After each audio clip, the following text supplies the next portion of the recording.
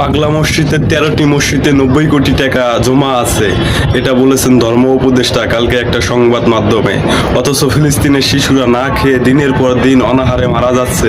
আমরাও মুসলিম, ফিলিস্তিনের শিশুরাও মুসলিম, ফিলিস্তিনবাসীও মুসলিম। আমরা কি সবাই এক হয়ে বলতে পারি না পাগলা মসজিদের 90 কোটি টাকা ফিলিস্তিনে দান করা হোক? আমার ব্যক্তিগত মতামত আমি আপনাদের কাছে শেয়ার করলাম। সারা বাংলাদেশের মুসলিম জনতার কাছে আমার প্রশ্ন, একটা মসজিদে 90 কোটি টাকার প্রয়োজন হয় না, কিন্তু শিশুরা যেভাবে না খেয়ে মারা যাচ্ছে ফিলিস্তিনে, এসব ভিডিও সোশ্যাল মিডিয়ায় আমরা দেখে আমরা নিজেরাই কিন্তু কান্না করে দিচ্ছি। তো আমি আমার তরফ থেকে আমি পাগলা মসজিদের কর্তৃপক্ষের কাছে অনুরোধ করছি, বিনয়ের সাথে আপনাদের মসজিদে আবার 1 টাকা হবে, সমস্যা নাই, আমরা আবার দান করব, কিন্তু আপনারা আপনাদের ব্যাংকে যে 90 কোটি টাকা আছে এই টাকাটা আল্লাহর হস্তে আপনারা ফিলিস্তিনের অসহায় শিশুদের মাঝে দান করেন। সারা বাংলাদেশের মানুষের কাছে আমার অকুল আবেদন, আপনারা আমার কথার সাথে সম্মতি জানিয়ে আওয়াজ উঠান।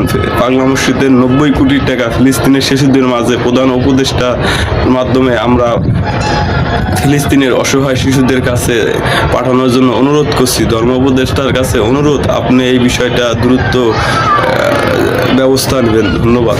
আসসালামু আলাইকুম।